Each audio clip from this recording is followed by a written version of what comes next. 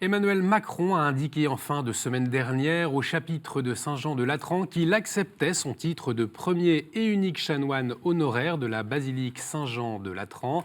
Alors pour mieux comprendre la signification de ce titre et sa portée, nous recevons l'ancien ambassadeur de France près le Saint-Siège, son Excellence Bruno Joubert. Monsieur l'ambassadeur, bonsoir. Bonsoir. Alors, quand on apprend qu'un chef d'État a accepté son titre de chanoine de Latran, est-ce que ça augure de bonnes relations entre le Saint-Siège et l'État français ?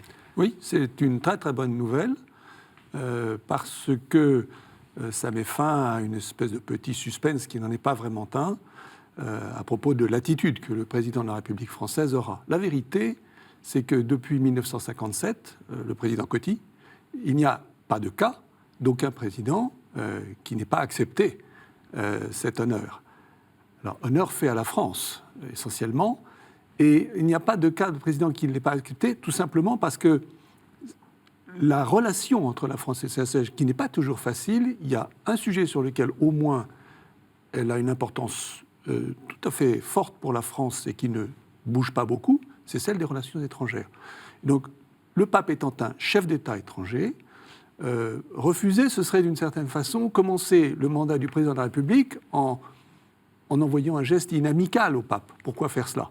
Donc en réalité, il n'y a pas eu d'exemple. En revanche, il y a eu des exemples où les présidents de la République ne sont pas venus prendre effectivement possession de leur stade. Voilà, ils sont tous acceptés, ils ne se sont pas forcément rendus à Rome. On y reviendra certainement tout à l'heure, mais peut-être avant quelques rappels historiques. Qu'est-ce qu'elle représente la cathédrale, la basilique Saint-Jean de Latran à Rome ? La basilique majeure, parce qu'il y en a 4 qui sont des basiliques majeures, c'est l'église du pape. Le pape est évêque de Rome, c'est donc la cathédrale de Rome. Et de ce fait, elle porte le titre d'ailleurs de première église, tête. Caput et mater, tête et mère des églises de toute la catholicité. Donc c'est une église qui a une importance symbolique extrêmement forte pour l'église catholique. Et de ce fait, le titre honoraire de premier et unique chanoine honoraire,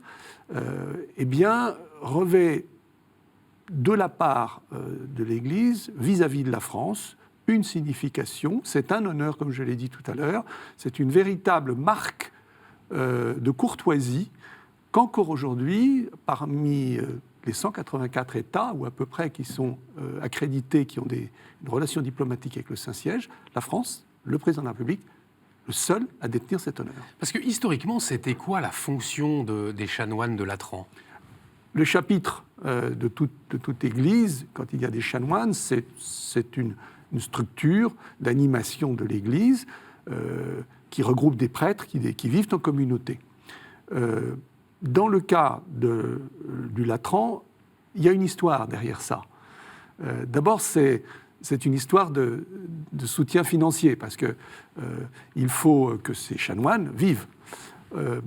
Lorsque Louis XI, en 1480, je me souviens plus très bien de la date, décide d'accorder au Latran des bénéfices d'une abbaye française, l'abbaye de Clérac, tout le monde est très content. Après viennent les guerres de religion.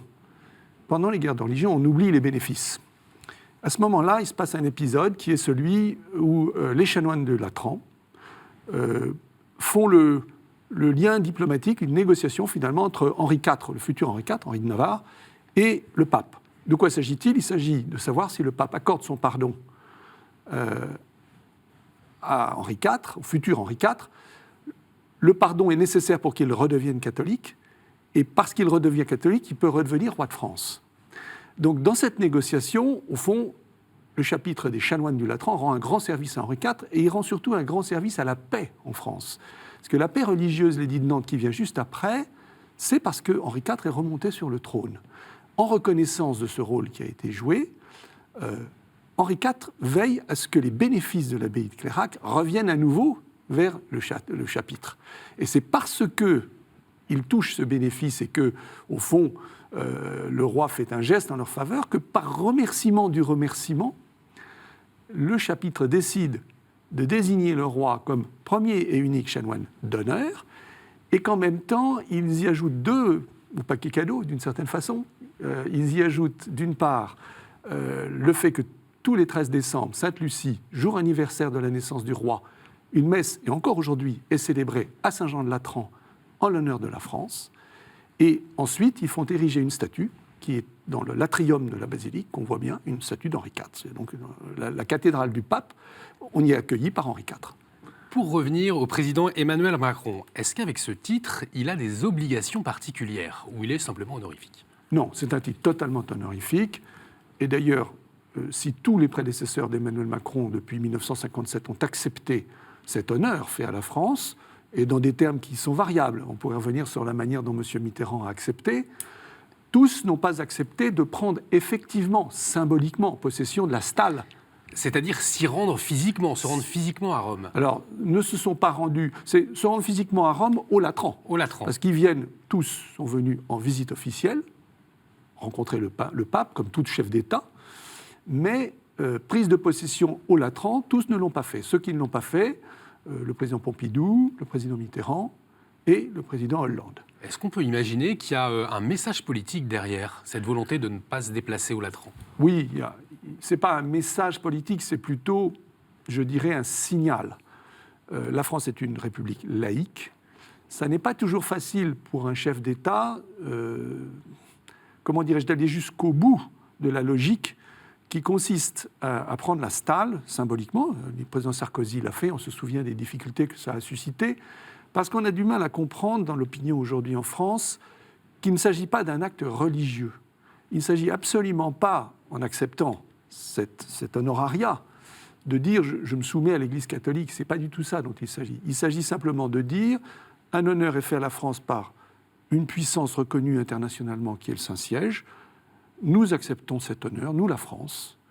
Et donc la dimension de courtoisie, d'honneur et de bonnes relations internationales avec un souverain parmi d'autres, mais qui n'est pas n'importe lequel, qui est le pape, est très importante dans cette acceptation.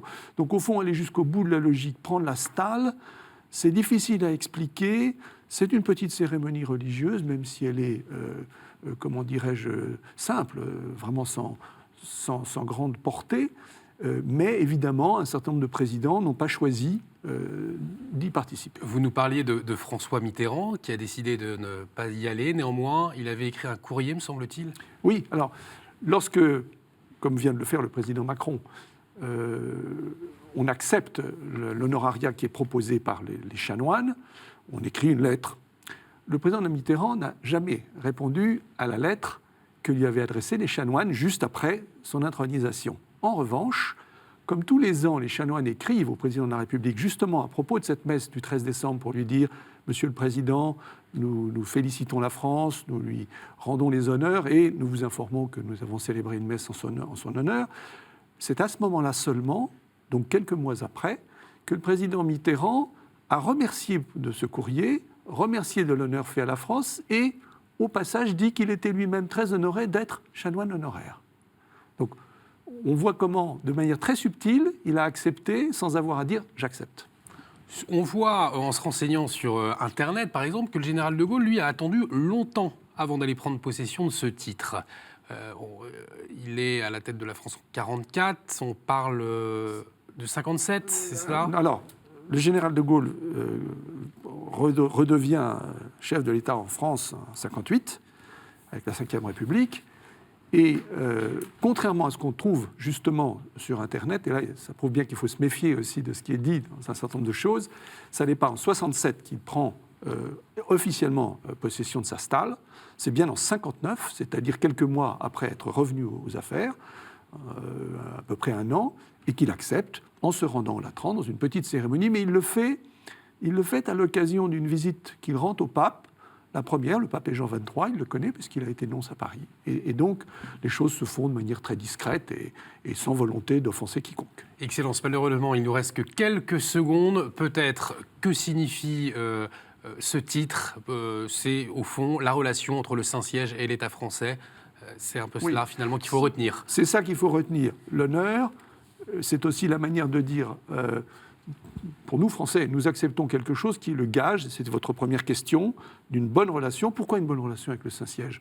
Le Saint-Siège, c'est 1,3 milliard de fidèles catholiques, mais c'est surtout une puissance avec une influence considérable. C'est une des premières influences dans le monde, avec des sujets sur lesquels nous sommes parfaitement en harmonie. L'environnement, la paix internationale, le désarmement. Il y a toute une série de sujets sur lesquels France et Saint-Siège sont alliés. Rappelons-nous, le Saint-Père François, sa première encyclique, c'est Laudato Si sur l'environnement.